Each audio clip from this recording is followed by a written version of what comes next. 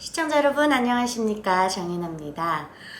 요즘 오미크론 때문에도 굉장히 좀 시끄럽지만 러시아와 또 우크라이나 전쟁이 좀 장기전을 펼치면서 전 세계적으로 많이 좀 어려워지는 것 같습니다. 대한민국은 지금 또 새로운 대전환의 시기를 또 맞이하고 있죠.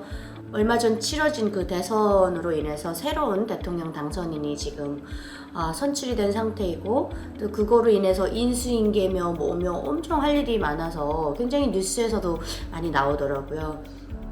그 중에 하나가 이제 그 청와대로 들어가지 않겠다, 뭐 광화문이든 용산 쪽에 이제 대통령 집무실을 만들 예정이다, 이런 것 때문에 굉장히 좀 시끄럽더라고요. 여러분들이 생각하시는 그 좋은 아이디어나 또 관점은 어떠신지도 저는 되게 궁금합니다. 저는 이제 탈북민의 입장으로서 바라보는 저의 생각을 말씀드리려고 하는데요. 일단 청와대를 그 시민들에게, 일반 시민들에게 오픈하겠다, 이런 말씀을 하셨더라고요. 청와대를 일반 시민들에게 오픈을 하고 오히려 대통령 그 집무실을 광화문이나 뭐 용산으로 옮겨서 시민들에게 오히려 시민과 소통하는 그런 대통령이 될 것이다 라고 이제 말씀을 하셨던데요. 이게 이제 그 대통령 경호가 굉장히 그 2중, 뭐 3중으로 굉장히 좀 복잡하더라고요.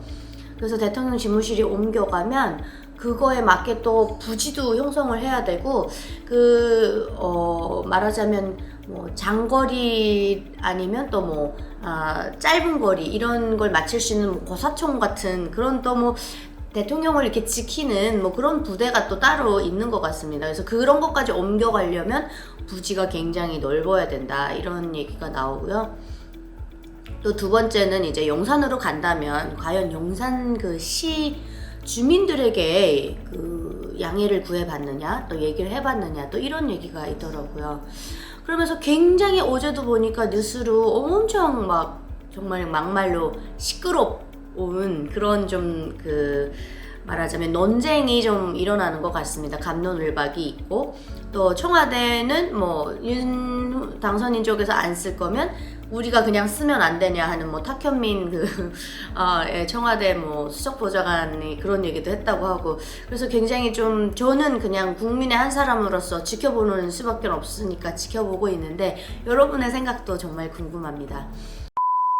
저는 탈북민으로서 사실 어제 뉴스를 이렇게 들으면서, 또 근래의 뉴스를 들으면서 좀 아쉬운 점이 한 가지 있었습니다. 여러분들께서는 제 이 아쉬운 점을 들으시고 동의를 해주실지는 모르겠지만, 사실 어제 그저께 북한에서 다시 그 미사일 발사를 했습니다. 그래서 저는 이게 그 국가가 형성이 되면서 국가가 해야 될 일들 중에 선우차가 있잖아요. 뭐 대통령 집무실 옮기고 그런 건 당선인도, 그리고 또 인수위 뭐 그쪽도 일이니까 그쪽에서 알아서 하시겠지만, 솔직히 그 미사일 발사됐는데 그것에 대해서 북한에 단 한마디도 얘기를 안 하는 것이 저는 조금 의아했어요. 왜냐면 지금 북한이 올해 들어서 작년 말부터 시작해가지고 지금 어제 그저께 것까지 합치면 10번 그 미사일 실험 발사를 했거든요. 그래서 이거를 우리가 그냥 그래 너희 그냥 뭐 인공위성 발사 실험을 했구나, 그들이 말하는 것처럼 그렇게 그냥 들어주고 넘어가 줄 것인지, 아니면 이걸 강력하게 대응을 해줘야 될 것인지에 대한 고민을 좀 해봐야 될 것 같습니다. 그리고 또 이제 제가 한 가지 아쉬웠던 점은 근래에 들었던 뉴스 중에 그거 하나였고요.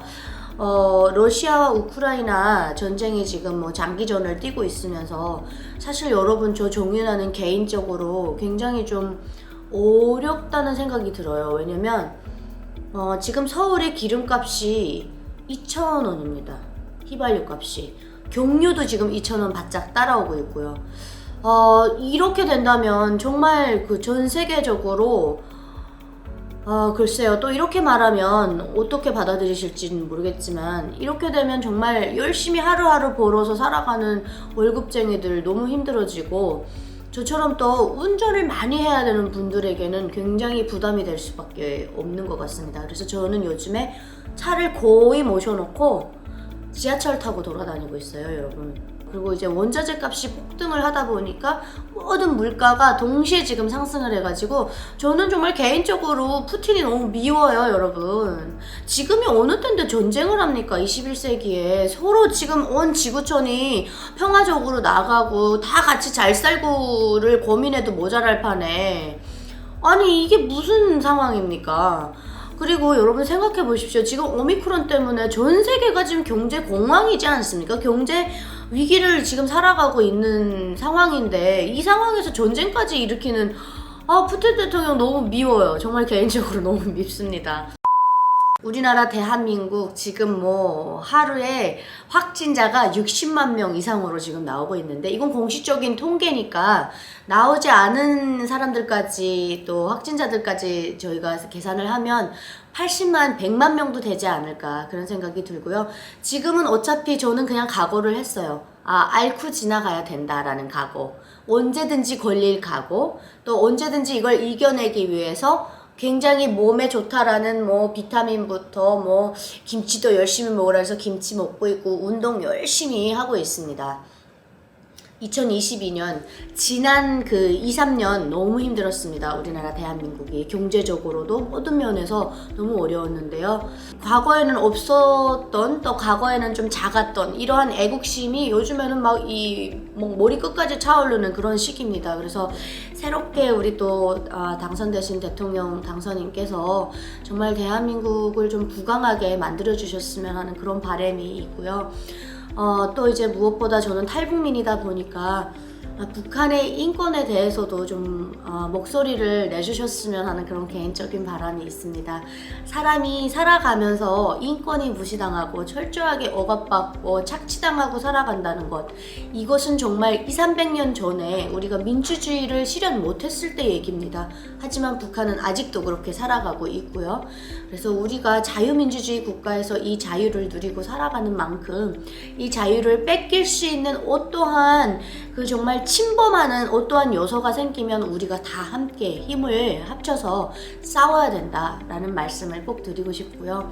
저는 지금 뭐 Human Rights Activist, 인권운동가로도 일을 하고 있지만 사실 정말 어렵습니다, 여러분. 네, 어렵지만 왜 그런지 우리나라만큼 이 인권에 대한 것이 조금 무뎌져 있습니다. 제가 미국만 가더라도 또 유럽만 가더라도 이 인간의 이 존엄, 인권 이거에 대해서 굉장히 예민하게 반응하고 정말 제일 귀중하게 생각하는 것 중에 하나이거든요. 사람의 이 인간 존엄을 무시당하고 나 자체의 그 존재만으로도 착취당하고 억압당하고 나의 그 말 한마디를 제대로 할 수 없는 이런 세상에서 살아간다면 여러분 얼마나 힘들고 얼마나 고통스럽겠습니까? 그래서 북한이 저렇게 막 핵 실험 발사 막 이런 거 할 때 우리가 그거에 대한 규탄의 목소리를 합쳐야 되고요. 지금 뭐 온 세계가 평화로 가야 되기 때문에 지금 뭐 러시아 같은 경우는 전쟁을 시작을 했지만 국제적으로 엄청난 제재를 가하고 있지 않습니까? 정말 국가 파산 위기까지 간다고 얘기를 하고 있습니다. 그렇기 때문에 푸틴 대통령도 아마 장기전으로 오래 가기는 어려울 겁니다. 이렇게 되면 러시아 안에서 자국민들이 엄청난 그 반항이 일어날 겁니다. 왜? 경제 다음에 뭔가 다 돼야지 경제가 안 되고 배고파 죽겠는데 뭔가 나 지금 당장 살아갈 일이 걱정이면 사실 전쟁 이런 거 그건 정치인들이 좋자고 하는 거지 국민들은 그런 거 신경 쓰지 않습니다. 오로지 우리 실생활에 필요한 제도를 도입해달라는 게 국민들의 목소리 아니겠습니까? 북한에 있는 2,800만 북한 주민들도 똑같습니다. 나 그냥 먹고만 살게 해줘라. 먹고만 살게 해줘라. 이 먹는 문제 걱정 안 하게만 해줘라. 이게 북한 주민들의 한결같은 정말 열화와 같은 그런 목소리거든요. 그래서 우리 북한 주민들이 지금 고통받고 있는 속에서도 저렇게 정말 3개월 안에 10번의 미사일을 발사한다. 정말 이거는 여러분 정상적인 사고로는 이해하기 힘든 그런 상황입니다. 오늘은 제가 여러분 지난 일주일 동안 탈북민의 눈으로 바라본 대한민국 근황과 또 뉴스, 또 그리고 핫 이슈들이었고요. 또 국제 정세를 같이 짧은 상식이나마 여러분들과 저희 개인적인 생각을 나눠보았습니다. 또 앞으로 정연하는 여러분들과 실질적이고 생산적인, 그것이 예민하고 좀 자극적인 주제라고 할지라도 여러분들과 허심탄회하게 나눠보는 시간을 가져보도록 하겠습니다. 시청해주신 여러분 고맙습니다. 저 정연은 다음 시간에 여러분 찾아뵙겠습니다. 안녕히 계십시오.